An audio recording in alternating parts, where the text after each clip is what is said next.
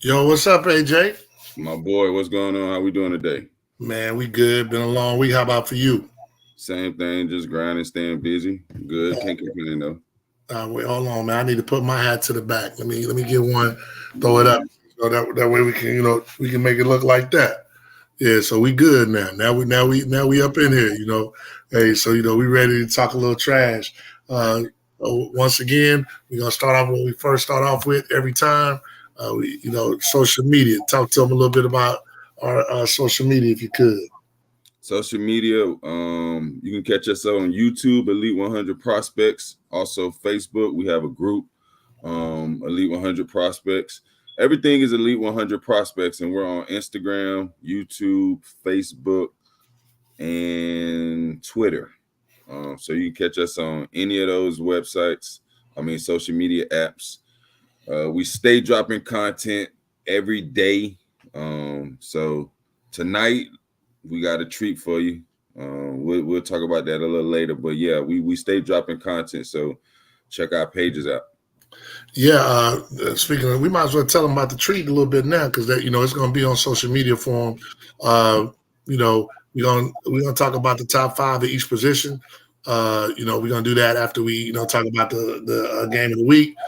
So make sure you stay tuned to the end of the show so you can hear who your top five guys at each position are. Across the counties that we serve. Once again, the counties that we serve is Orange, Osceola, Seminole, Volusia, Lake, and Brevard. So those are the six counties that we serve. So with that being said, let's get it started. Last week, man, because of the hurricane, we had stuff. Well, we would have had two already because it was still scheduled for Thursday and Friday night. Yeah. Which we had our games of the week. Games of the week last week was Winter Park versus West Orange, and then we had Winter Park versus West. Winter Park versus OCOEE. Excuse me. There we go. And then we had Seminole versus Cocoa. Yeah. And then because of the hurricane, on Monday we had Jones versus Osceola. Oh my God. Now that was like in that matchup, that was what, 6 of the top 10? Yeah. From the previous week. Absolutely. So which one you want to start with?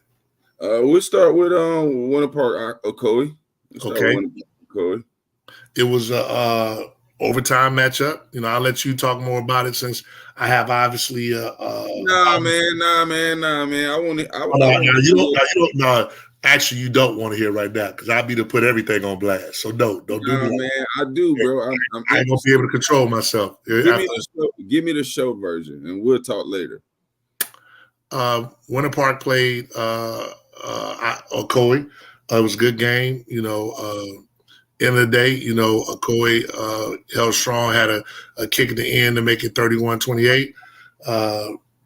Winter Park, some things happened where some things came out to the light about, them talking about certain players before the game, and those players performed to a high level.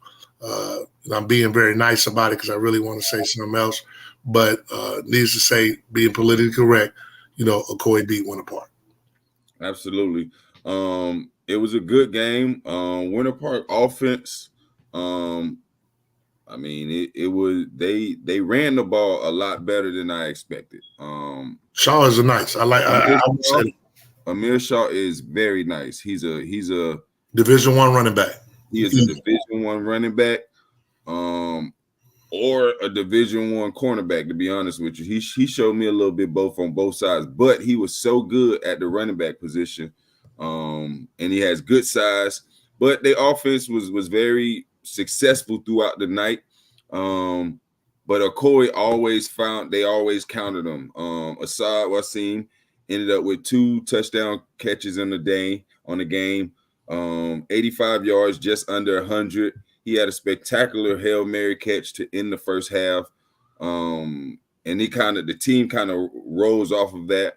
But Winter Park had some questionable calls from my point of view.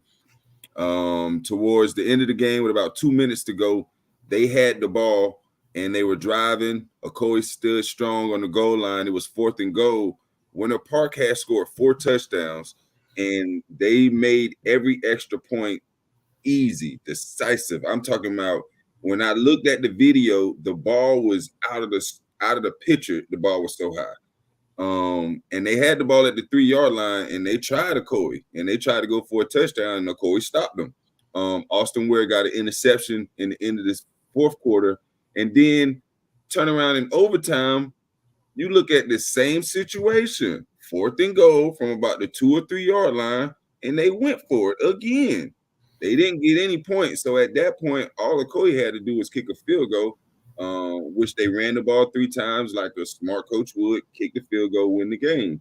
And that was that. But OCOEE, they showed me something. They were able to fight through some adversity throughout the game. Because they were down 7-0.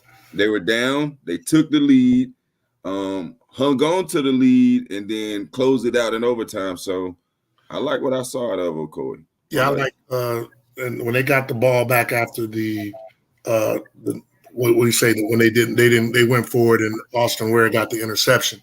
Keandre, I just want to acknowledge that he came out running that thing very, very hard to try to get them in field goal position. They didn't quite get there. Quarterback, ran out of bounds with 1 second on the clock to take it to overtime. But big shout out to Keandre because he definitely ran the ball real tough. So he had over 100. He had over 100 yards. So it was a really good game on both teams' part. OCOEE was the victor. I want to say some other stuff, man, but let's move on because I'm about to The only other thing I would say is I like what I saw out of OCOEE's offense somewhat, but I would like to see them open it up a little more. With Asad Wasim at receiver, Austin Ware came back his first game from an ankle injury. He missed a couple games. He's a dynamic athlete. Yeah, he is one of the best athletes on the field when he steps on the field. So I would like to see the offense utilize those two in more combination packages, 2x2, bunch them up, stack them up. That back guy gonna get a free release. Like it's so much that they could do with those two. That would and then you got Keandre to complement everything. So it's like they got the pieces. I just want to see them open it up a little bit more, to be honest. Yep. And so next up, we had Seminole versus Cocoa, which was another overtime game. It started out, hey, Cocoa, Jordan, Jordan Holmes got a pick six, dynamic. And it was kind of back and forth in the beginning. Seminole came down, they scored, running back did a tremendous job all game long. Cocoa, showed us something because they fought through it. Cocoa fought through it. Like Cocoa, most teams would have quit because Seminole was applying pressure, but Cocoa didn't quit. And boys came to fight. What was amazing about it is, they scored. They had to go for 2, got it, tied the game. No time left on the clock. Overtime kind of let them down. They had the field goal wide. I thought I was at a Florida State game. It was, wide left, wide right. Then, those boys came down and pulled it out. They got a little sophomore DB over there, Chasen Johnson. He's nice, long. He's going to be a big star, Orlando. Look out for that boy. He's going to be a problem. Yep. And they're young, too. Seminole going to be good they're going to be good not only this year, they're going to be good for years to come. They really are. They got a solid, they're probably the most loaded team I've seen. It was, I've always known they were good, but to see them in person really was very impressive. And whatchamacallit didn't play, the defensive lineman. I think, he would have made a big difference. Yep. So like you mentioned, it really started first play of the game. Goldie got that pass first game of the game. It was like, 30, 40-yard game. Yeah. And then second play, Seminole gets another 10. I'm looking like, oh man, they about to just drive the ball down their throat. Third play of the game, you get a pick 6. So within 3 plays, you already had a roller coaster. At halftime, it was 29-14. Seminole was up by 15, and honestly, I thought that it was going to be a 21 piece. Oh, no doubt. But Cocoa stood strong in the second half. That's Seminole's second game in a row, though, being shut out in the second half versus Venice the previous week. I think the score was 17-7 at halftime. and they ended up losing it 21-7 or 24-7, 17, something of that nature. And then you turn around and look at Cocoa. They were up 29-18. Cocoa scored twice in the fourth quarter, tied the game. Last play of the game, they tied the game. Had to go for 2 with no time. Got that. So I say, man, Cocoa clutch. And they love to play those type of games. Remember last year they had 4 or 5 games that ended in 1 or 2 points. That's what Dunham is saying. That's what Keem is saying. He said they play like that. They did last season. He said that earlier. I said, who is they? He said Cocoa. So, and that is true. They definitely, the games are a little close. I love the coaching of both coaches being on the sideline. It was very intense on both sides. The coaches made me want to get up and suit up. Those guys really did a tremendous job of motivating their players. They really did. I love both quarterbacks. They both, are going to be good. They're both going to go. Somebody's going to, pay for those guys to go to college. And I think they both will be 2 teams that are definitely, have a chance to make it to their respective championships in their divisions. I would agree with everything you said. Shout out to Luke Rucker, Blake Boda, the 2 quarterbacks. No doubt. And then shout out, like you mentioned, the running back, Roy Thomas. He's a legit 6'6", 205. He can catch out of the backfield. He getting downhill. He run with authority. He's a power 5 running back. Last year he had some injuries, but he's healthy, and the man is a problem. Goldie, obviously, one of the better athletes in the country, in the state, if you ask me. He put his thumbprint on the game with 3 touchdowns. Roy also had 3 touchdowns. So let's make sure that people understand. Quite frankly, Goldie is easy the best athlete in Central Florida this year. Like some of the stuff he does, besides maybe possibly D Wade at Jones. It's the only other one. But Goldie, when I say athlete, I'm talking about, this man could do 360 dunks. He can run. He can hit. I think the thing that impressed me about Goldie the most was how physical he was. I was telling somebody, I'd actually talked to somebody today, and I told him the only other kid I seen that was like that was Derwin James. Derwin James was definitely like that when he played 7-on-7 with us a couple of games. And I was like, man, who is this kid? And Goldie is that physical. I personally think if Goldie go and play safety wherever he goes, it'll be 3 years. And I'm going to say something that only the real ones know. He's very Sean Taylorish. I'm just telling you. I'm just saying. I'm not. Hey man, he's athletic like that. I'm just telling you. He a freak. He a freak. I mean, a lot of times in their that 2-point conversion that they do, the extra point. If Goldie see a 2-on-1, he's confident to run. Okay, 3-on-1. I'll be honest. Yeah. If he see a 2-on-1, it's a definite. In his mind, it's all gas, no brakes. If he see 3-on-1, he might think about it, but he's still gonna try you because he tried Coco 3-on-1 and he was this close to getting it. The first time he ran 2 of them over, got in there. But yeah, as far as physicality, he doesn't play like a normal receiver. It's tough. It's Debo out there. All right, so last but certainly not least, you had Jones Tigers versus Osceola, the game that everybody wanted to see. This was a makeup game due to Hurricane Ian. Jones was supposed to play IMG. I think Osceola was supposed to play Venice. So the games weren't able to materialize. Shout out to both of those coaches that went out and made sure they made the game happen. You were at the game. I heard about it because I actually was at the Edgewater game. But tell the people a little bit about what you saw. I saw 2 quality defenses. Jones jumped out on them early. I'm talking, it was 18-0 in the first quarter. First drive for Osceola opening up, they got 2 first downs, right?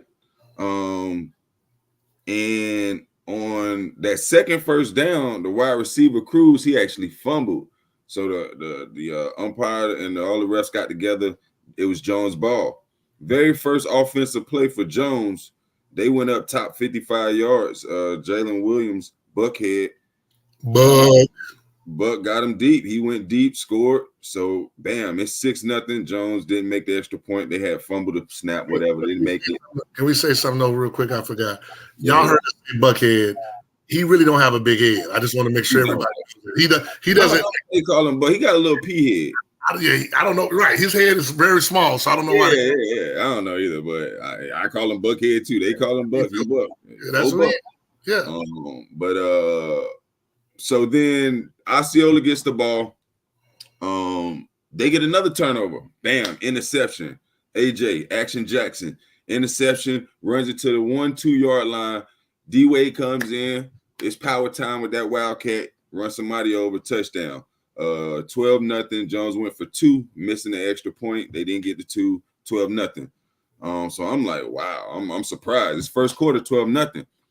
And third possession, Chick, Tavion Swint, he breaks, bam, about at least 60 yards down the sideline. And from the back comes Bobo, James Chenault, DB, strips him. Cedric Demona recovers the fumble at the 10-yard line. Jones ball. I'm like, what? The next play, that's 3 turnovers. That's 3 turnovers right there in 3 straight possessions. Bang, bang, bang. The next play, Jones remember going up top the first drive, so they said, let's try it again. They went up top 90 yards, Buckhead again. At this point, it's 18-0 in the first quarter. And talking with Coach Will after the game, that was the game plan, was to go up early on Osceola because they're a running team. He knew that if he could go up early, he could somewhat get them out of the norm for them. Nevertheless, 18-0. The final score was 18-7. Osceola played great defense after that. They didn't give up any more points. Jones had quite a few penalties in the second half, which I think they need to get under control. And I know that that's a concern that Coach Will said that he's going to address. But yeah, it was a good game. Osceola lost 18-7, but I mean, hats off to both Talk clubs. about this play, because obviously I wasn't there.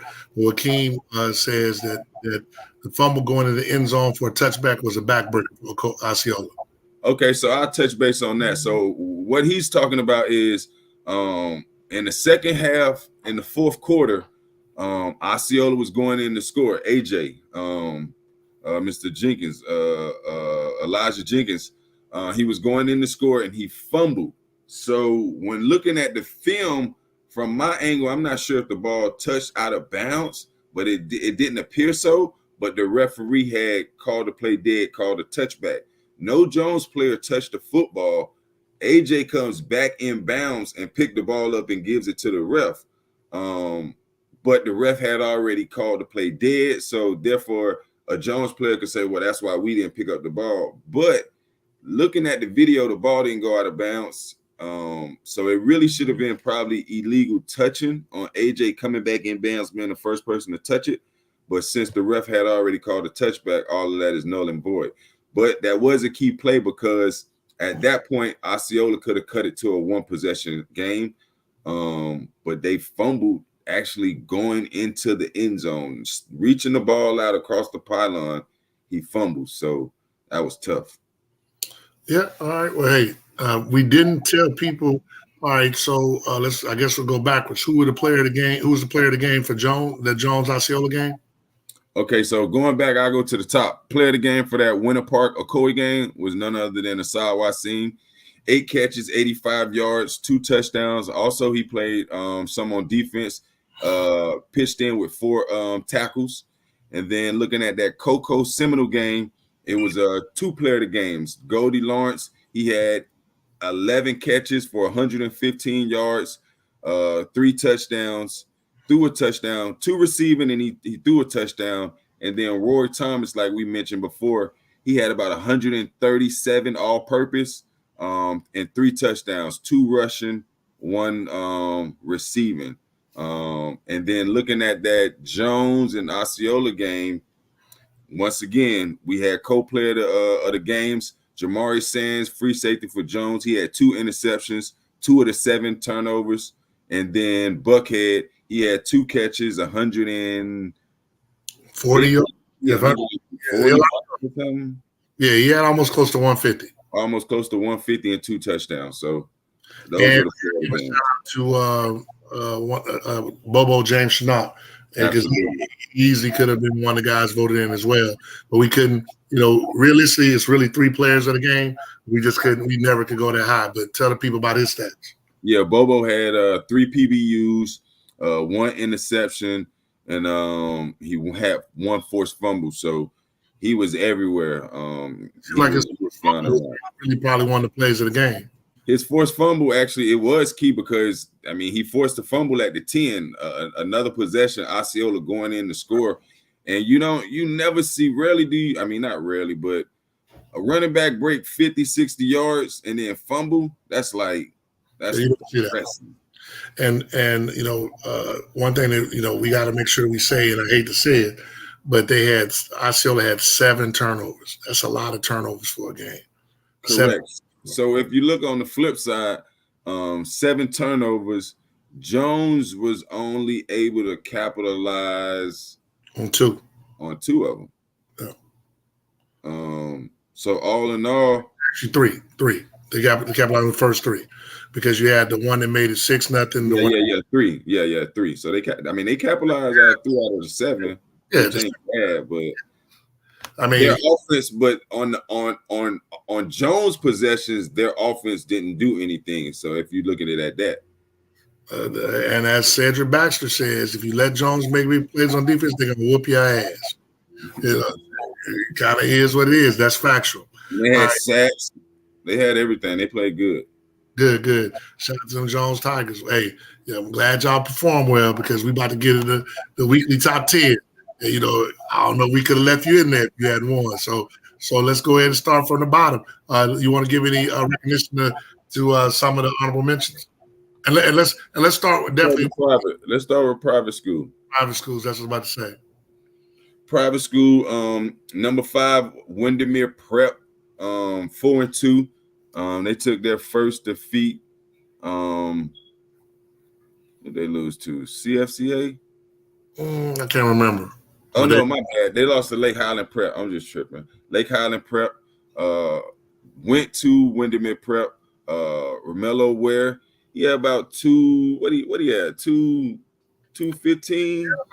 That's all I don't know. He had over 200. He had a lot.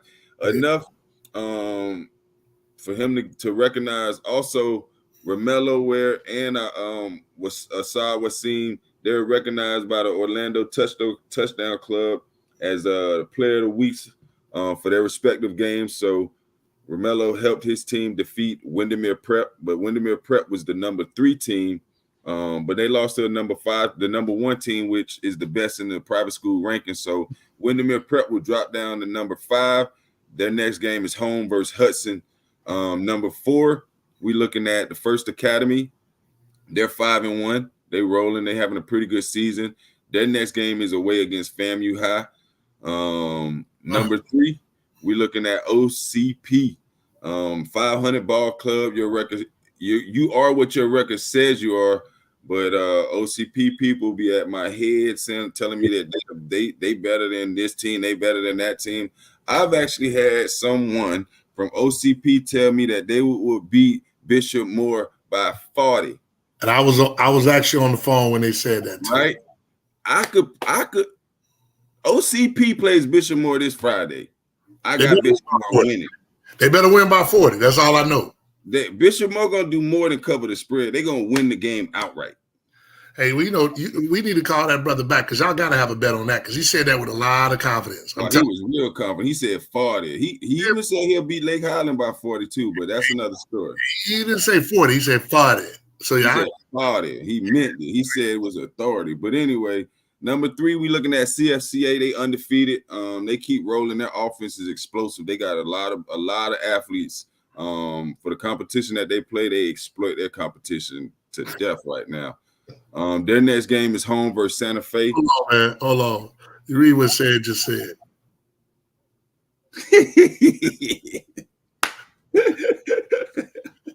Only on our show you do something like that. Oh man, he crazy though. He ain't lying though.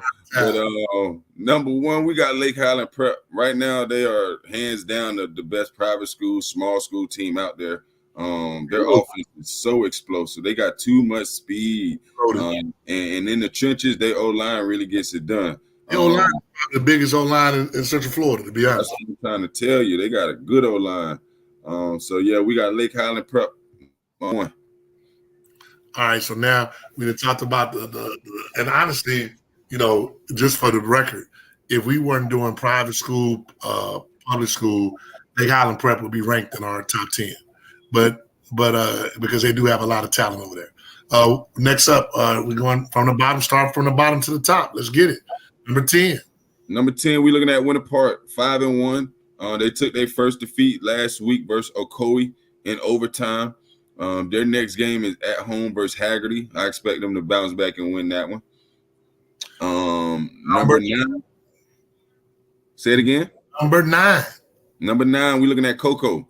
A lot of people gave us a lot of grief, a lot of lip for Cocoa being 2-3. Their next game is home versus Titusville. At the end of the day, Cocoa has lost to St. Thomas Aquinas, who's a nationally ranked school, year in and year out. They lost to Jones, the very first game of the season, in a rainstorm, a monsoon. And then they just lost to Seminole in overtime. So, I mean, everybody who is saying something, oh, these teams shouldn't be ranked. Same thing with Osceola, oh, those teams shouldn't be ranked. I asked them to provide some teams or team that should be ranked higher than them. And nobody was able to name not one damn school, not one. So as far as I'm concerned, move on to the next one. We got Osceola 2-3. They had the same situation. Osceola's lost to Jones. Osceola's lost to Lakeland by 2. And Osceola lost to Seminole in overtime by 1. So, I mean, people saying the strength of schedule has to play a part in it, people. It plays a part in college football every year. That's why a 2-loss SEC team could get the benefit of the doubt over a 1-loss ACC team that's not named Clemson.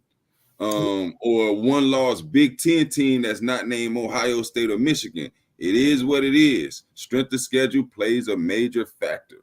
Yep. All right. Well, who's number 7? Number 7, OCOEE Knights. They probably should have been in this top 10 a couple weeks ago. But they really have shown to be a top 10 program in this area. Their next game is away against Southlake. But their next game is home, versus Edgewater. And we'll see about that one. Yeah, that's what they want.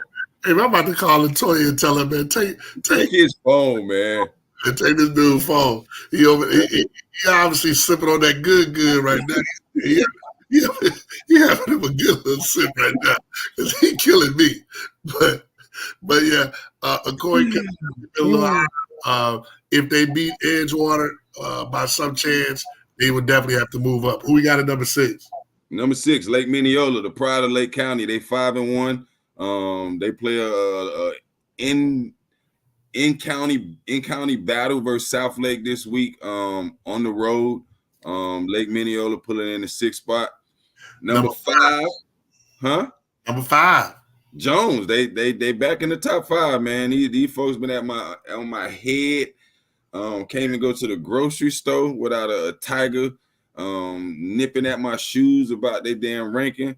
But Jones is 4-2. They back in the top 5. Their next game is away against Boone this Friday.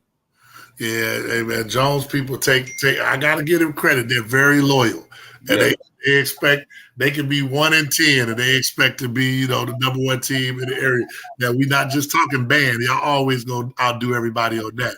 But I'm definitely proud of those guys for coming back. They could, honestly, with the losses, that shows a lot of character on the kids and a lot of character on the coaches. Because with those losses, they could have threw it in the tank, and they did. So big shout out to them boys. Now they got what they want. They get to get ready for the playoffs. Who we got after that? Number 3. I mean, just touching base on Jones. I know you think I love Jones, but I mean I might. But the touch base on Jones, I think that they had to find their identity this year. Look at this fool, man. I don't even want to get him started. See, yeah, we on your ass. They listen, bro. Anyway, I think they had to find their identity. For several years, Jones has always been an offensive juggernaut. Like they averaged 35, 36 points a game for the last 3 or 4 years, if my research is correct. He's an offensive mind. This year, their offense isn't the same. Early on in the season, they had to find out what kind of team we are. It ain't all glitz and glamour. They're gonna have to win some tough ball games and really grind it out, like the game against West Orange. Most of the years, West Orange, with that type of team West Orange have, Jones beats them literally. I'm not trying to be funny, but by 3 touchdowns, three scores. Yeah. Not so much this year. They're a different team, so I think they'll be all right. But moving on, number 4, we're looking at Mainland. They have a tough game against Deltona. Deltona just took their first defeat this week against D-Land. So I think that Mainland and Deltona game, I think it's going to be good. But Mainland's 4-1. And I really like what I see out of Mainland. Real good offense. Yeah, very solid. Number 2? Number 3, we're looking at Rockledge. 5-1 Rockledge. Their next game is home versus Satellite. I expect them to win that one. But Rockledge, What's that? I said I expect them to win that game. We all know the big game for Rockledge is coming up in a couple weeks, but they're 5-1. They just stay the course, and it should be a good matchup here in a couple weeks. Yeah, and that will be a game of the week. Now, all right, number 2. Number 2, we're looking at Seminole, 5-1. One blemish on the record on the road versus Venice. They just took care of Coco last week. Their next game is away against a tough D-Land team. I expect them to win, but D-Land, I mean, Darlington with that attitude, I expect them to put up a good fight. You know what? I do want to say before, and I'll go and let you tell number 1, and then I'll say it. But who's number 1? Number 1, Edgewater, 7-0. Last week they beat Wekiva. They have a tough opponent this week in OCOEE on the road. We'll talk more about that game a little later, but Edgewater undefeated, bringing in the number 1 spot. I just want to say this. If you historically go down where we just read our top 10, all those coaches have been doing a very good job for a long time. If you look at it, even from number 10 to number 1, all those coaches, they've been around. They're all playoff teams. They got good fan support. So a big shout out to all those coaches. Everybody always gives coaches a hard time, about, it's hard because, we hear it all the time. Like, there's not a coach in that top 10 that we don't hear no complaint about. But the beautiful thing about it is, I can honestly say those guys are all doing a really good job of coaching. Sometimes as coaches, they make mistakes, but it was great to be on the sideline and against Coco and those guys and see those guys, the Coco coaches, coach, fighting, arguing. The Jones, the Sanford coaches, no matter what one coach said, the other coach is mirroring that. If he said, "Hey man, I felt so bad. I felt so bad for the kids. They was like parents, bro. They was on their ass." But you saw some great coaching, man. I see it. People give Duke a hard time. You cannot give Duke a hard time to Edgewater. He does a tremendous job. So, and Elijah, I hear it. EP. That's the only person they can talk about really can't coach. The EP can't coach. But I'm just joking. EP, my friend, man. EP's good brother. He does a tremendous job. So, shout out to all those coaches, man. We got to give them a shout out. All right, and then so now that we gave them a shout out and we was nice, the pick 'em, baby. That's what everybody looks for. Last week, what was our records? What did we look like? I gotta go back. Last week, I think we. Let me go back. We both picked Seminole. We both picked. I know I picked the OCOEE. I think you did too. Yeah, 1, 2. The one we lost that was surprising. was the Lake Minneola didn't play Fleming Island. The game got scheduled. Right. Deltona and D-Land. Yeah, D-Land won that game. D-Land won the game. I was told by some D-Land folks, oh no, this dude right here talking about he need his wings. You didn't bet no wings, man. Not on Osceola, but you can get some wings anyway. But we didn't bet no wings on that, man.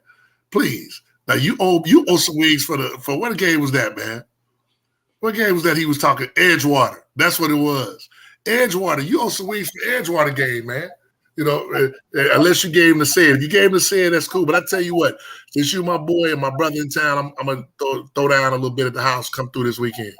But so we good. So yeah. So this week we got, man. Let's talk about them. This week, man, what we looking like? Let's start with number one. That we got to get our picks up. So number one, we have Lake Minneola versus Southlake.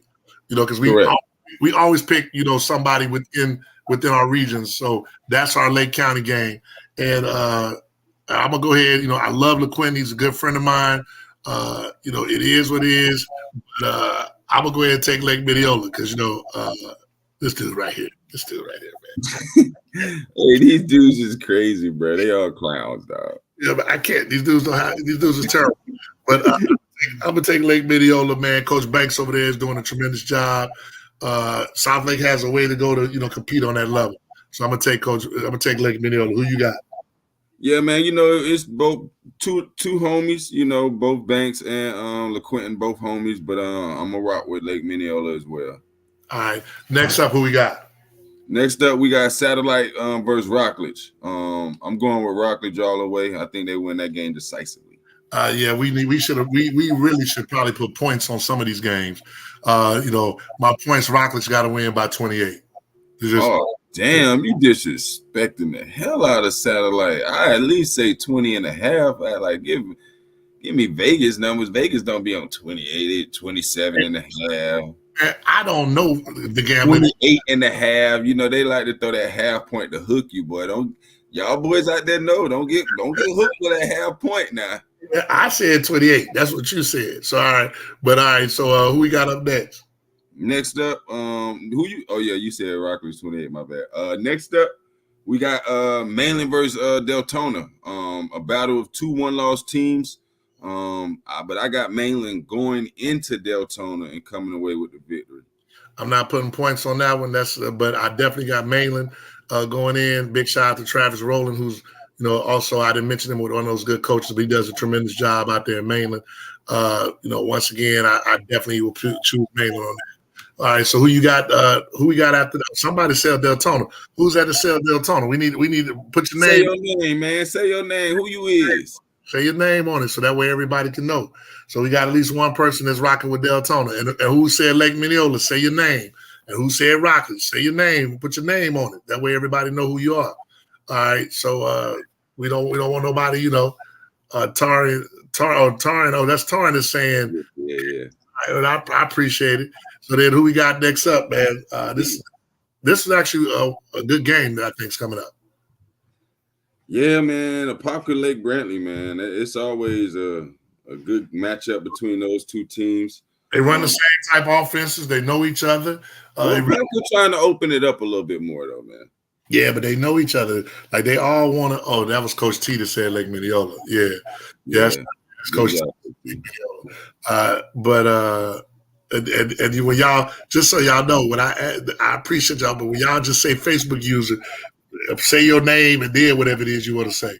But yeah, I think that's going to be a good game. You got the APK versus Lake Brantley. You know, I know a lot of those kids, but you know, I know more kids at APK, so I'm always rock with them. You know, because I wish them the best. We got APK. You got APK? Yeah.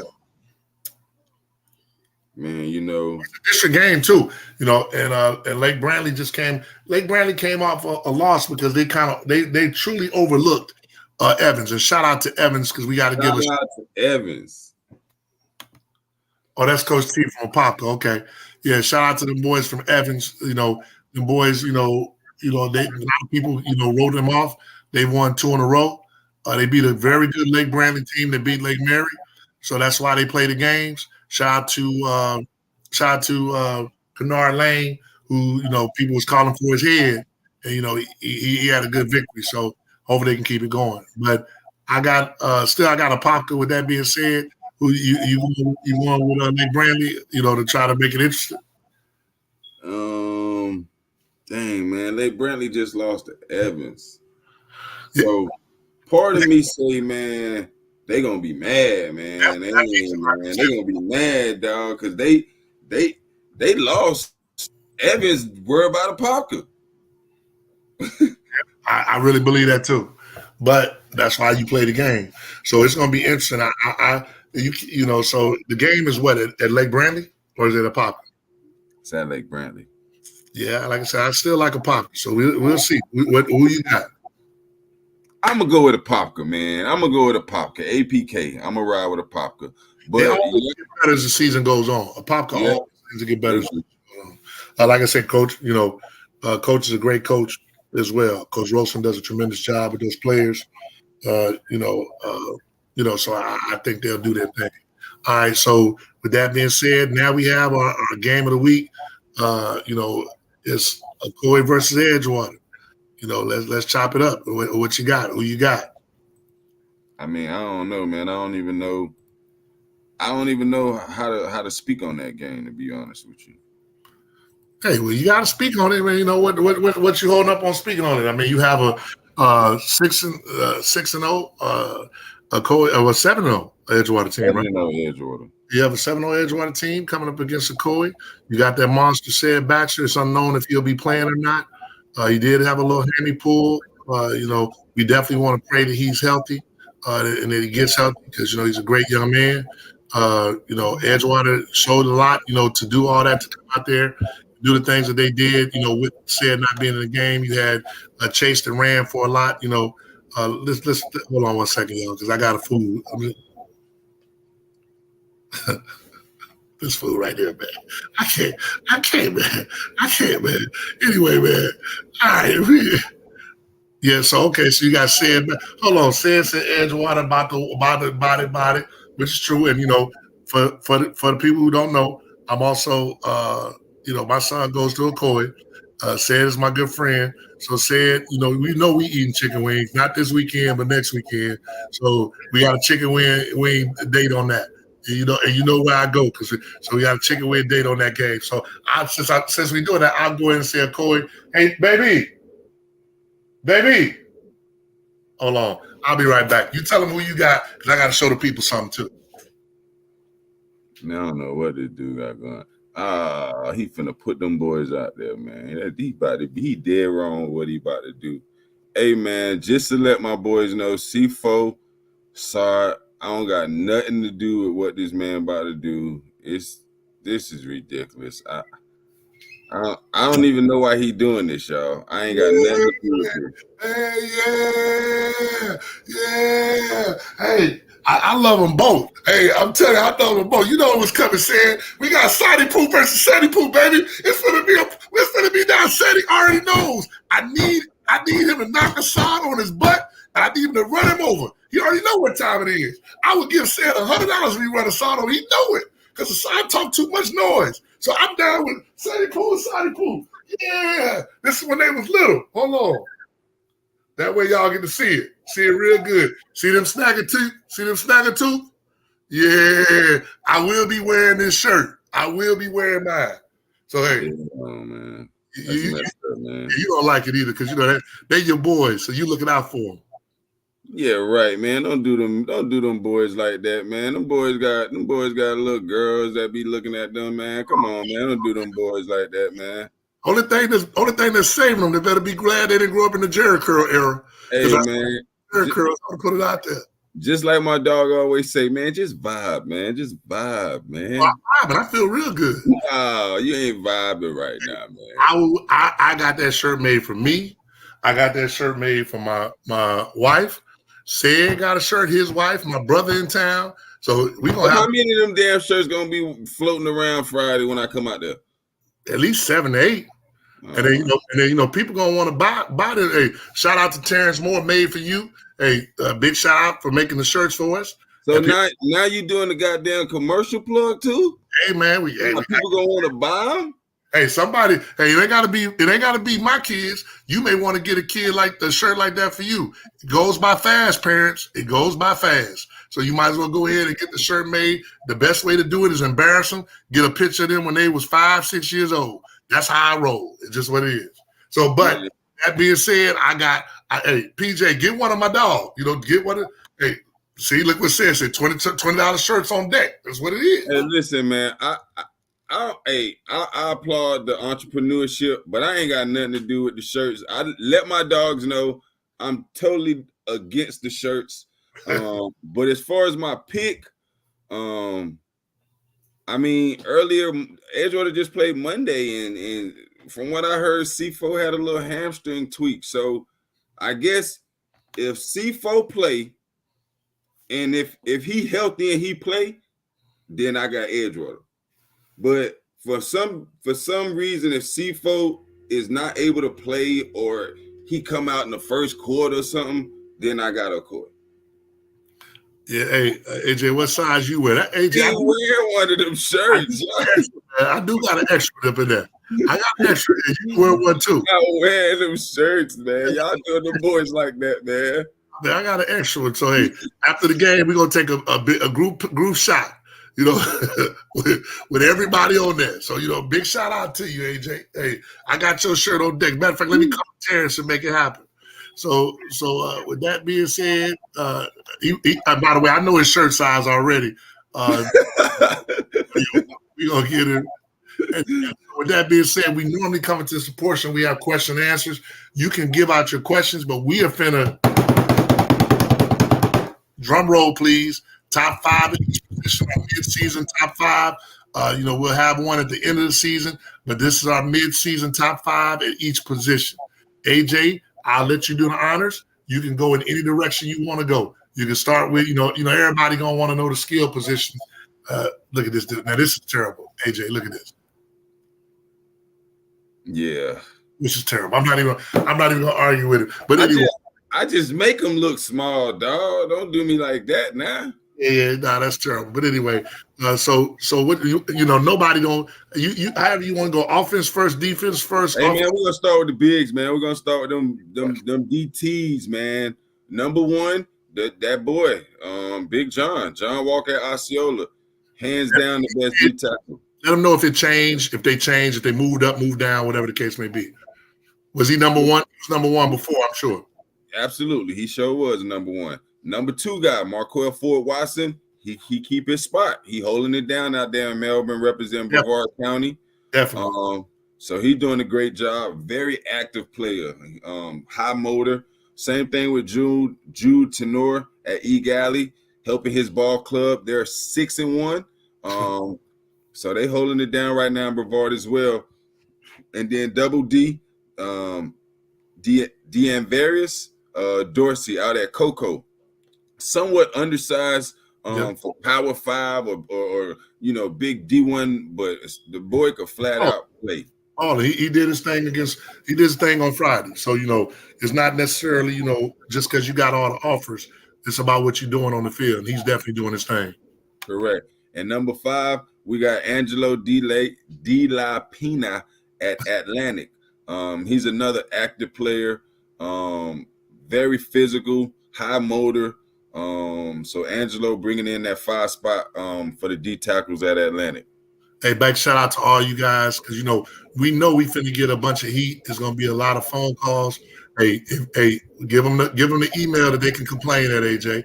elite100prospects@gmail.com. Or you can even, if you want to go to the website, elite100prospects.com, you can always send a message there as well. All right, AJ, next up, we got. Next up, we're going to go defensive ends. Oh, this is what correct said. This is all seniors, by the way, but go ahead. All seniors, 2023. Defensive ends had a lot of shakeup. Number 5, what way we going? 1 to 4? I mean 1 to 5 or what? What I did? Hey man, you went 1 to 5. You went from the top to the bottom. We start with the big dog then. Top dog with the D ends is Calvin Smith. Young man at OCOEE is an absolute terror on the edge. You can't run his side.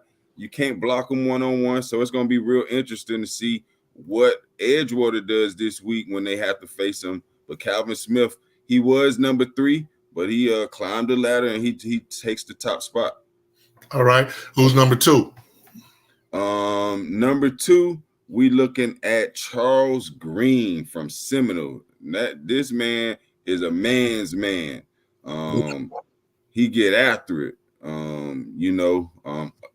I don't even want to say undersized, but he is undersized, to be honest, for the defensive end position. But he still has decent size, but the intangibles and how he played the position, you can't teach it. Violent and physical, so you can't teach that. All right, number 3? And he was number 6 at the beginning of the season. Number 3, we have APOPKA's own, Kevin Carl. He was number 2. But Mr. Green right now is just playing lights out. So right now, Kevin Carl plugs in that 3 spot for the defensive end. Kevin's having a very good season. He really is. Kevin is doing a really good job out there. It probably hurts him because he on that line, he doesn't have as much as the other guys. The other guys have a lot going on behind them. Their DBs are a little different. People are definitely scheming to Caden. I noticed that a lot. He had a hell of a game against Edgewater. So, he could have easily been number 2 as well. Absolutely. Like I said, he was a monster against us. Yeah. But that dang Charles Green is really doing it against really high quality competition. He really is. Yeah. We got number 4. Number 4, another changeup. Number 4, we have Austin Stife from Cypress Creek. This dude is a terror. At the defensive end position, I think he has like 57 tackles. He averaging 9-10 tackles a game. He has 16, 17 tackles for loss, 7.5 sacks. Dude is just playing out his mind. Cypress Creek just dropped 2 in a row, but at one point they were undefeated at 4-0. They're still 4-2, which is very good for that program. Yeah, it was. There's no replay, but if they had replay, they wouldn't have lost the game. Yeah, he might have been in. Yeah. But shout out to Doug, Gabriel out there, turning that program around. Just being honest, but did a good job. Big shout out to Doug because that was a job that most people didn't want. Doug took the job and he's done a great job. Shout out to him and his whole staff, Mike Gaines and all those guys. Yep. And then number 5, we got Big Derek LeBlanc out of Osceola. Big guy came into the season, quite frankly, as the number 1 defensive end. Just haven't really seen – I haven't seen the production like these guys, like the 4 guys that I just previously mentioned. So for those reasons, he's at the number 5 spot. And for those who don't know, like this, how you know is like this. Derek LeBlanc is like – he's like my nephew. He calls me Unc. I just talked to him yesterday. I love him, but we have a full committee, and, we got to go with the committee. Everybody gets their votes. And, but the reality of it is, besides one game at Seminole, Derek has, he hasn't taken over. The one thing that the kids who know me should know is when you are on the field, I should be able to be like, who the hell is that? That's how like if I can't say who the hell is that, then you're not having the kind of season or the game that I need you to have. And so, whether you my son, whether you my nephews, whether you play 7-on-7 for me, it is what it is. Whether I like you or don't like you, if you balling, you balling. And right now, I've had that conversation with Derek. I need him to treat a duck like a duck. So hopefully, the rest of the season he'll do what he's supposed to do. Yep. All right, so next up, you went to big boy, so you want to go linebackers and nope, I'm staying O-line. We staying big boy. We're gonna get them big boys out the way. Got you. Let's get it then. Who's number 1?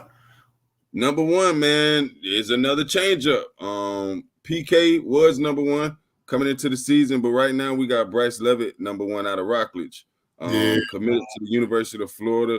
He nasty, man. He a big, nasty guy, man. He nasty. That's all I can say. He nasty. That's all you got to say. He really is nasty. Who else we got? Next up, number 2. Number 2, we got Big Chris out of Evans. Quite frankly, we all think that this is the guy that's going to have not saying that the other ones won't, but if you had to just pick one, that will have a 10 to 12 year career in the NFL, it would be Big Chris. He's that physically imposing, and he's so raw. I believe this is only his third or second year playing football. So to be that second year, he played this year and this year. So to be that good and that athletic and not even really know the game, sky's the limit for Big Chris. Kid too, man. Real good kid. Yeah, said that's the left tackle out there at Rockledge. But yeah, real good kid, good family. You know, I expect, you know, he has a big ceiling. Like, you know, coaches always talk about upside. He damn sure has that. Who's number 3? We got PK out at DP. Still one of our top 5 offensive linemen, but he did drop a little bit. Some of the other guys showed a little more physicality. And if I'm just being 100% honest with Big PK, the number one word in the group was physicality. They just would like to see him be a little more physical and you know, just be physical. And the number 2 word is PK has to be in shape. I personally think if PK, you know, drops about 50 pounds, he's going to be a problem. That's something only he could be committed to. It's hard to be physical. 50. Maybe more, but I'm just saying. But he needs to get down. How much he weigh? 360? I would say. I could be wrong, but it looks. I didn't think he was that big. I thought he was more like 330 right now. PK big as hell. PK big. I think he's definitely more than 330. I mean, you know, I think he's definitely more than 330. I really do. So, you know, I just think that, but he needs to get in shape. And, you know, it's been hard for him because he had a couple things, but I know that he probably be listening and he knows I love him. He needs to just make sure that he, you know, if they all these kids, you know, you should be in shape. This is your job. Football is your job. Like, so your body's the most important thing of your job. So guys, let's make sure we do that. Who's number 4? Number 4, we're looking at Tyree out at APOPKA. Oh, yeah. He's number 4 coming in. He's still number 4. He big, nasty. Very physical. I really like him. He a people mover. That's what we call him. He's definitely going to get moved to guard, you know, on the next level. Absolutely. But he definitely, you know, in the run game, he's a problem. Who we got at number 5? Number 5, we got Josiah Chenault, center out at Seminole. Yep. Dude is smart, physical, nasty. For the record, I voted for him to be a little higher, but it is what it is. But I like him a lot too. I think, you know, like you said, he's physical, he's nasty. Like, you know, we already know the centers are generally the smartest offensive linemen anyway. So, you know, somebody's gonna get a good football player with that kid. Yep. All right, and so now who we got up next? Next up, let's go linebackers. All right, and for clarification, we're doing all linebackers, not inside, outside, just straight linebackers. Just straight linebackers, yeah. All right, who's number 1? Number 1, we're looking at Malik Bryant. He had a slow start to the season. I think he needed to obviously get acclimated back with the scheme and what was asked of him. But I think he was a little nicked up too into the preseason. But he's finally healthy. He had a very good game Friday. I believe he had 2 or 3 sacks on Monday, had 2 or 3 sacks. So, and then they put D Wade at the other D end. So realistically, like you look at Jones D line, you're looking at Malik on one side, DeAndre in the middle, Jacob Thornton, who's a underrated D tackle, and then D Wade on the other end. What the hell are you supposed to run? Yeah, that's a lot of beef up there too. That's probably at least close to 1,000 pounds. Yeah, and they all got attitudes. So yeah, Malik Bryant, number 1 outside linebacker right now. He's more of a 3-4 type outside linebacker. But in high school, he's able to make a lot of havoc on that end rushing the passer. Number 2, we're looking at one of the Harris boys. We're looking at Andrew Harris out at Lake Brantley. He's an athlete. This year I think he has 2 interceptions. He's physical, very physical. But I think he's playing more safety this year. His tackles are down a little bit compared to his brother. His brother has 58 tackles. I think he has 35. but he has PBUs and 2 interceptions, so that makes me believe that he's on the back end a little more, or being asked to play a little more coverage. And then number three is actually APOPKA's leading tackler, Rashad Watson. They played 5 games, and he has about, I think, 58 tackles. He's averaging over 10 tackles a game. Last week he had a touchdown. He's the heart and hustle of their team right now. Rashad Watson, he playing out of his mind at the linebacker spot. Doing a great job. He's a kid that nobody saw coming. By the way, you got to remember, let people know where the guys were voted beforehand. Malik was not. And beforehand, Malik hold on to his number 1 spot. Andrew, same thing for him. He's a 4-star linebacker committed to UCF. He hang on to his spot. Rashad Watson, he's the one. He was not ranked coming into the season as a top 10 linebacker, but he's proven in this area, ain't too many linebackers playing better football than that kid right now. Number 4 is the other Harris twin, Michael Harris. He was number 3 going into the season, but Rashad put a little pressure on his neck. But Mike's still doing a good job, leading tackler right now for Lake Brantley. And he's playing a very, very good season, but he's number 4. And for the record, once again, Mike is the linebacker and Andrew's the safety, because I don't know which one is which. Correct. But the linebacker, in my opinion, he's a better linebacker if we're saying linebackers, because he's big. He's coming through that hole. And he's a little. One of them is bigger than the other. Whichever one is bigger, but Lake Brantley. I mean, both of them played linebacker throughout their career. But one of them, Andrew, right? Andrew is better in coverage than Michael. He's a little better athlete. But what impressed me about the linebacker, man, he's banging. Like, he really is. Like, man, when I say he's coming, like him and that boy you said from my boy from APOPKA, they banging. I'm telling you, them boys, they bringing that smoke. So it's good to see.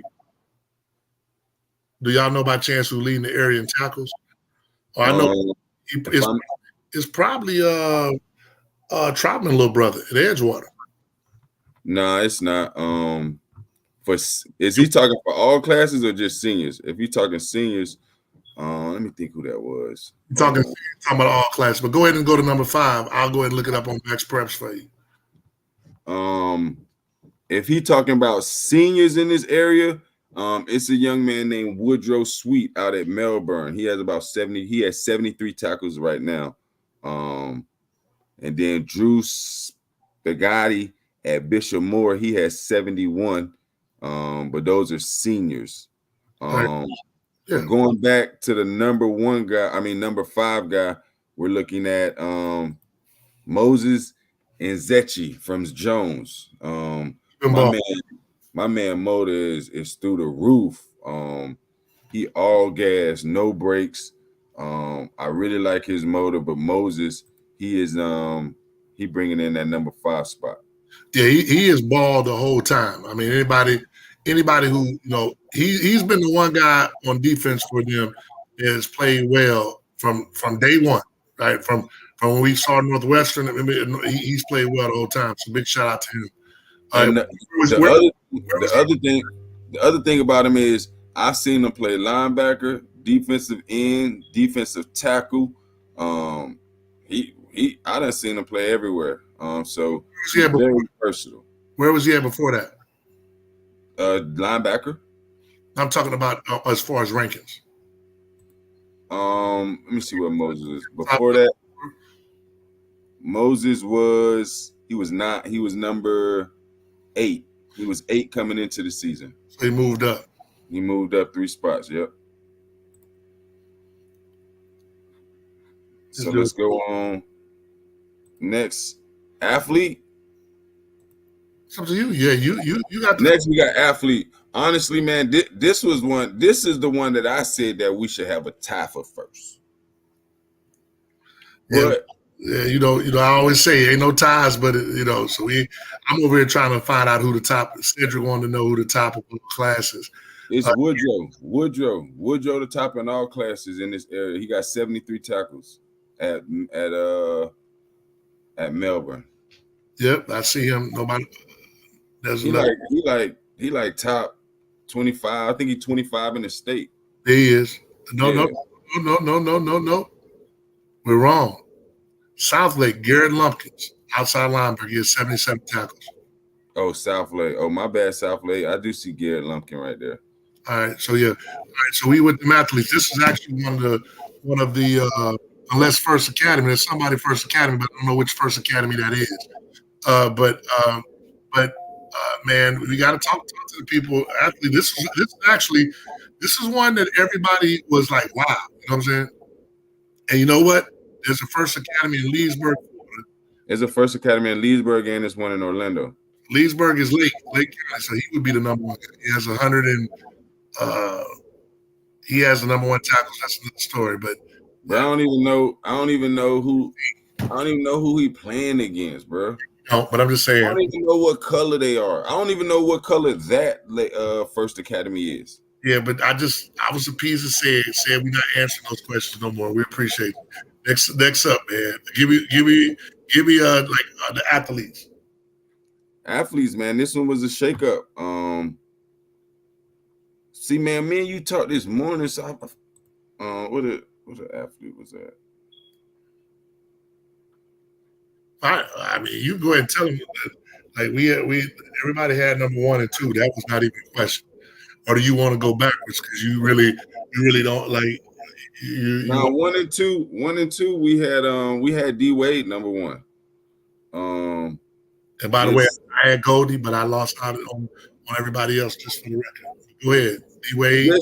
Just D Wade ability, knowing that he started his high school career at quarterback, like real quarterback, like in the shotgun, drop back quarterback, and having a versatility to play outside linebacker, tight end, D end. I was just at the game Monday, and Coach Charlie Strong was there. Obviously, he loves Malik, had nothing but good things to say about Malik. But he also mentioned that he wouldn't mind if Miami had D Wade too. So D Wade, he's very impressive. When you go to a Jones game and you see 7 out there, like that's a man. It's a man out there, like a grown man. D Wade is definitely doing his thing. I'll take number 2, Goldie Lawrence. I think Goldie's going to be special. I voted for him. But it was a tight vote. I tell you, my 1 and 2. It's a tie. It's a tie. To me, it's a tie. I can't really say one. I can't. Yeah, man. But D Wade won the point, so D Wade is the guy. But Goldie is definitely right up there. He's a kid. When we say athlete, these are kids that can play multiple positions on offense, defense. And Goldie's one of those kids. You can put him in. You know what? Prime examples like that extra point you're talking about. You could put Goldie anywhere on the field because his physicality and his athletic ability is going to be good. So Goldie is number 2. Yeah, motion Goldie in from wide receiver and give Goldie the ball from running back. Like he's definitely not, like. And who was number 3? Who we have at 3? Number 3, we have Under Armour All-American Robert Stafford out at Egali. Take nothing away from him, but just D Wade and Goldie, they just playing at a different level right now, and different, little tougher competition, by the way, too. And they're playing much tougher competition, and they're dominating that tougher competition. That always goes a long way. That's part of like what I look at. Anybody can dominate. Not saying that Robert isn't, because Robert's dominant, but but those guys had their 2 coaches probably have 2 of the top 8 schedules in the country, seriously. So, so those guys are playing against top competition. All right, who we have at number 4? Number 4, we're looking at Clifton Johnson, CJ, one of our own. This kid is so dynamic at Leesburg. I mean, he just program is not in the best of shape right now. But when you talk about a diamond, this kid got it all. CJ. Yeah, like I said, all these guys are great athletes. CJ is the one that quite honestly, some coaches are going to be very happy they can get him, because he, like the other guys, everybody knows what he can do. I don't think CJ, anybody really knows what he can do because of the state of the program that he's at now. But athletically, we're just talking about running, jumping, and all that other stuff. Man, because for the record, if you tell me a kid, if I know a kid can play basketball and he played football. I'm all D Wade can hoop. D Wade can hoop. Goldie can hoop. Goldie can hoop. You know, like, and I know for a fact and CJ can hoop. CJ can hoop better than all of them. And if I was gonna say that, if we going off of who game, CJ probably got the stronger basketball game. CJ can probably play college basketball. So, you know, a lot of people in this area ain't gonna know who him or Robert Stafford is, but those guys are easily top 5 athletes in the area. I don't know if Robert Stafford could play basketball though. But he's an athlete though. Oh, he's damn sure an athlete. There ain't no question about it. I guarantee I'd hate to see him with a baseball bat in his hand. I guarantee. Don't let him get on base either. That boy fast. Correct. And so, but who we got at number 5? 5. We looking at Winter Park on Amir Shaw. This kid is he truth. Somebody gonna get a real good athlete. He put together good. He run with aggression. I saw him playing DB. He's a real good athlete for Winter Park. Yeah, he you know, he definitely, you know, in my opinion, made sure that everyone knew who he was. Like I said, when you came to that game, if you didn't know who he was, you left like, damn, who the hell is that? Yeah. And I tell all my kids, because remember, it's every time you play, there's somebody that's never seen you play before. And he left. If coaches at that game, they would have left that game saying, "Who the hell is that kid?" You know, because I definitely thought that he was going to be the player of the game. To be honest, but that's another story. But he played his butt off. Very proud of him. All right, so that's the athletes. Who we got up next? Let's go to safeties, man. Hey, let's go. Who we got number 1? Safeties, we had a little shakeup at safety. Sid Hawkins, obviously, number 1 safety. He's everywhere. He also plays receiver. He's on all the special teams. Dude don't come off the field, but he's clearly ranked the number 1 safety in this area. Doing a great job. Doing a very good job. All right. He actually came up and played a little corner in the game. So he could have easily been a kid. We could have put him in the athlete section too. Who we have at number 2? Number 2, we're looking at Eli Campbell, Seabreeze. The kid he dynamic. This boy flies around. He got ball skills. He'll hit you in the mouth. I love Eli Campbell. He got everything you want in a big time safety. I think Eli Campbell I don't know where he's going to school, but once again, he'll be one of those kids that play 4 years and get a shot at the league. He's that good. And he's on the measurables. So I don't know what his recruitment is like, because he's at a school that's kind of, it's not necessarily known right now. See, back in the day, he used to be popping, but right now they're struggling a little bit. But easily he was number 2 on almost everybody's board. And honestly, in my opinion, he could give, because this is my problem. I don't mind people complaining. If you email us and say I should have been number 1 safety, but some of y'all be emailing kids, and I'll be like, come on, man. That's another story. Who's number 3? Number 3, we looking at Bo Simpson. This kid is playing out of his mind right now for Seminole. Had an interception this week, last weekend against Cocoa. A couple weeks ago, he had a punt return for interception. For a touchdown. Had a kick return early in the season for a touchdown. So Bo Simpson is holding it down right now for Seminole. He's such a smart, cerebral player. I do have to give up some bad news. This week against Cocoa, he did give up his first touchdown in high school. As far as accounting for man-to-man, he was a little disappointed, but the next drive he got an interception, and that's a true story. I was just about to say that. He got an INT. He's definitely another kid that's underrated. I'm sure his recruitment will pick up after December when coaches are able to really sit down and watch film. You probably didn't see the first. This was Pioneers talking about y'all boys have a great switch-up game. And, me being Mr. Petty, says the man who switched up on Evans. But that's, I'm petty. But I switched up on Evans.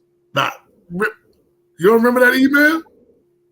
When he said, everyone says I never support Evans, and I support Evans, and all the hell that went through that email. On Facebook. Oh, yeah, I remember that.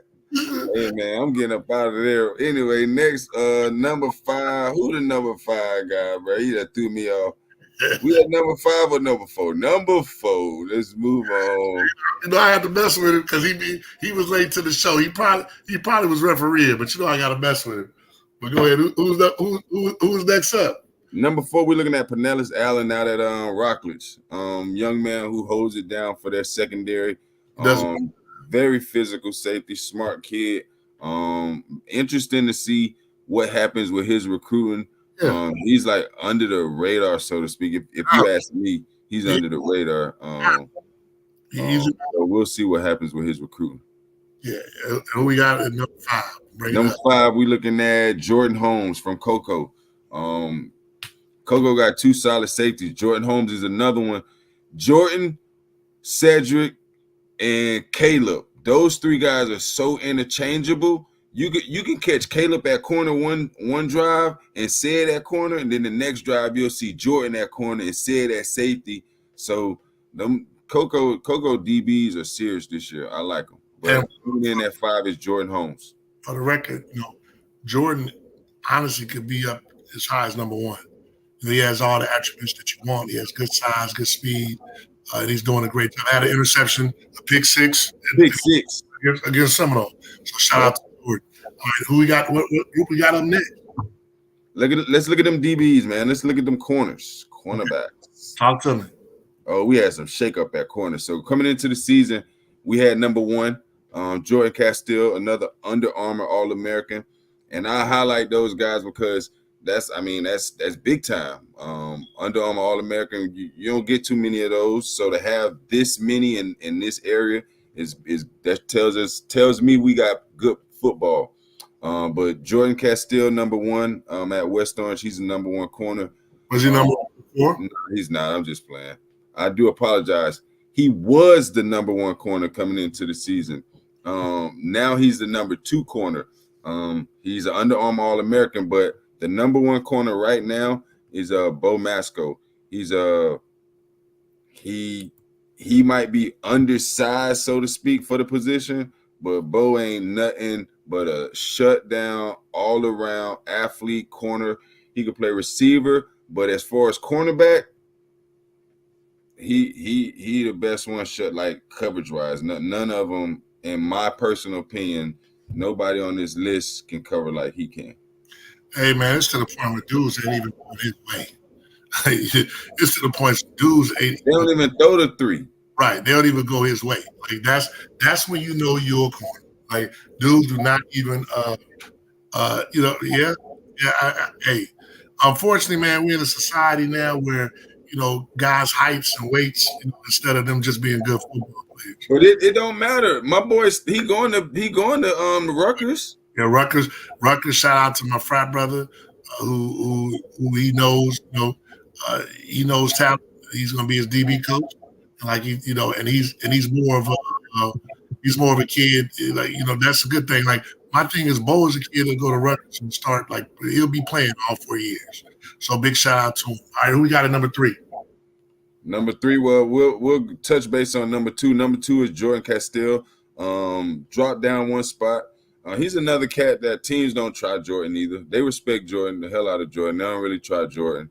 But Jordan. The only reason that he probably dropped as well is they was moving him as safety. He wasn't like it's just a little different. Right. So I mean, but he didn't do nothing wrong. Just Bo has been. It's been obvious that Bo has been the shutdown guy over there at But who we got at number 3? Number 3 we got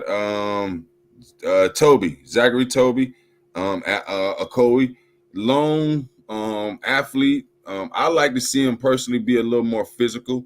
I challenge him. Anybody that know him. I mean, not that my word means anything, but just say, hey man, I was looking at this show and somebody said you try to be a little more physical.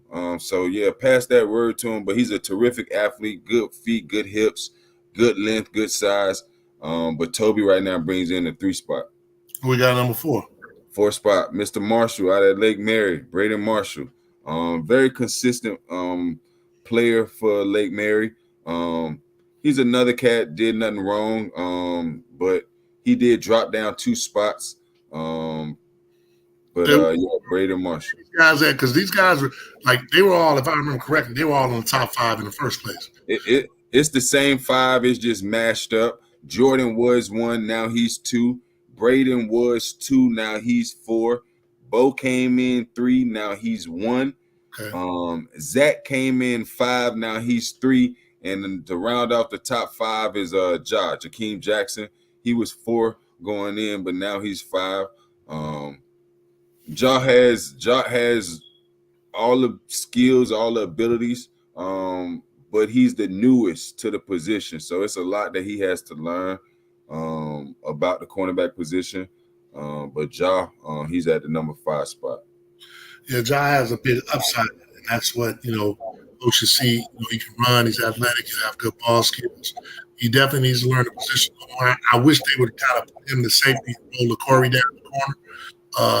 I don't know. I'm not the defensive guy, but that's what I would do because I think Ja, at corner, some things that he doesn't know. If Corey's been playing a little bit longer, I think it would help their team and their defensive line. So yeah, he did have a bad night against Jones, but I think that they moved the young man to safety. I think it'll help him and it'll help Corey as well. But that's just my opinion. I'm not the defensive coordinator. It's hard to just take a kid and just throw him. You can't just throw a kid in corner. That's the biggest misconception. Just because a kid can run, you can't just throw him in corner. I mean, he's going to be a good corner. John's going to work hard. He's going to get better. College is going to be good for him. So we look forward to seeing those guys. All right, so who do we got next? Next up, we got running backs. Okay, running backs. Who we got? That boy, C4 said. We can move on. He's number 1 before number 1. Yeah, no need to talk furthermore. Number 1 coming into the season, still number 1. None changed, consistent. Number 2, Mr. Weathers, Terrell Weathers at Wakava. Dude wasn't on the board. He was on the outside looking in. This man ran hard. I'm talking about hard. Like he runs with a purpose. He got good size. So yeah, Terrell Weathers at Wakava. With that being said, we definitely got to acknowledge Wakava's offensive line.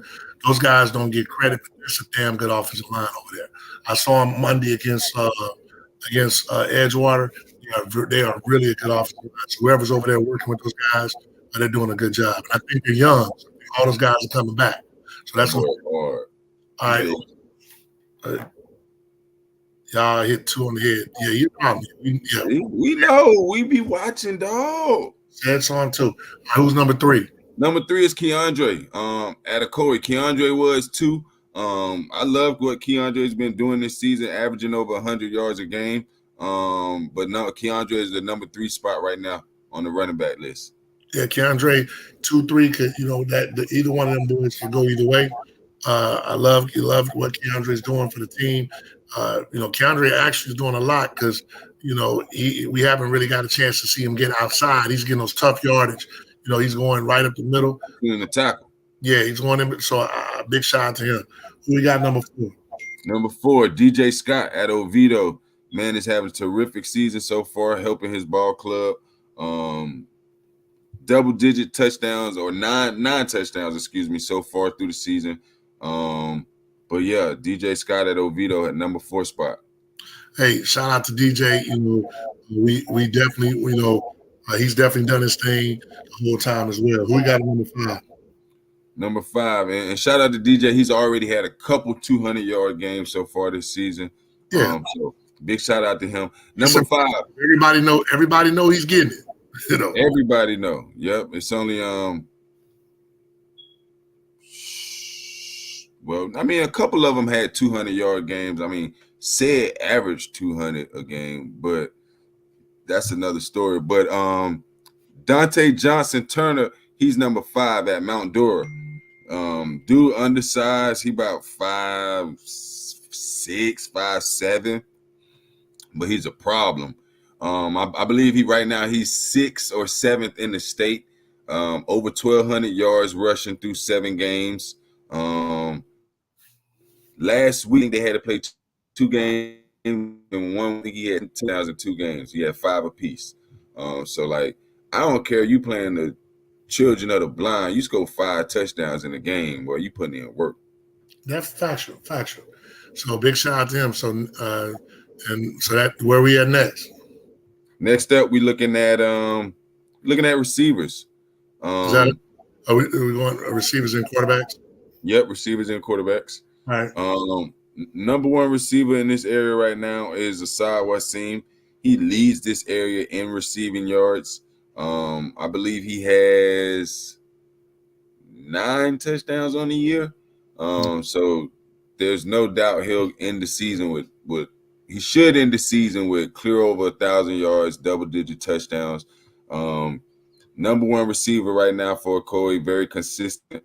They run a lot of screens. I want to see them run him on that route tree. The boy can run a dig. He can run a comeback. He can run a post. He can run a go. That's opened up the offense a little more. But Asad Wasim right now, the number one receiver in this area. Yeah. Let's make sure, because this guy came late. Pine Hills, these are all seniors. Well, go ahead. Correct. Coming in at number 2 spot, we looking at Ajah Harrell at Mainland.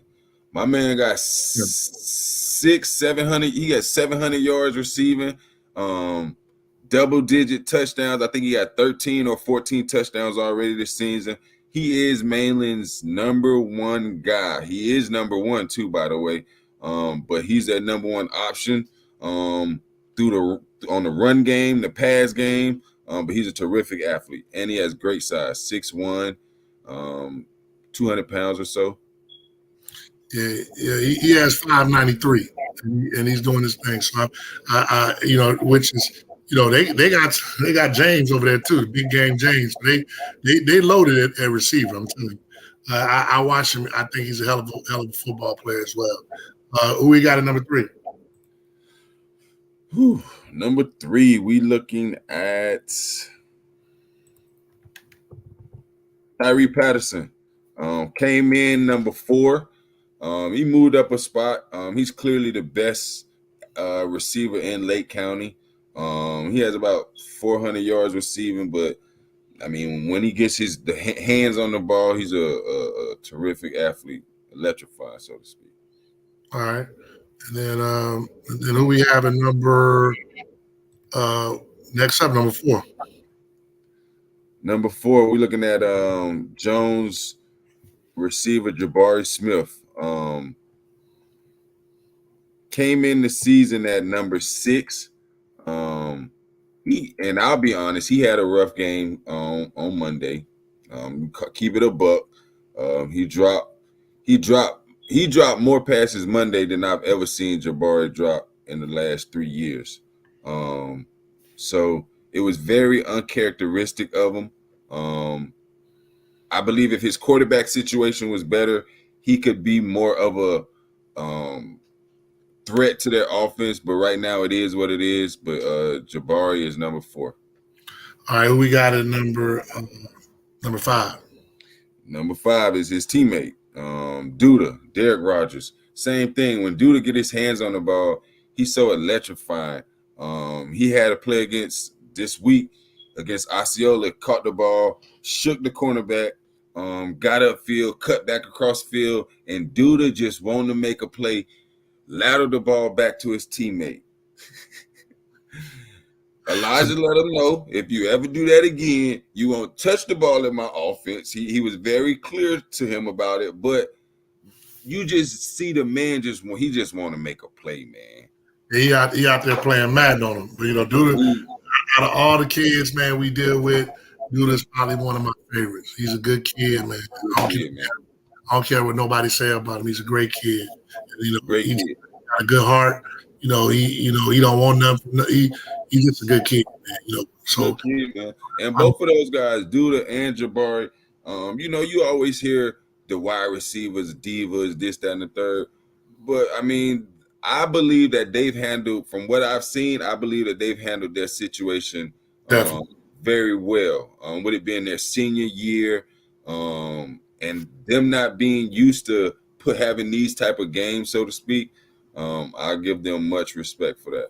Yeah, big shout out to those boys. They're good kids. They really are. So let's go to the QBs now. QBs, man.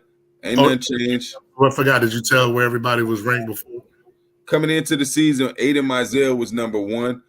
This young man, he's been hurt. He taken off the whole season.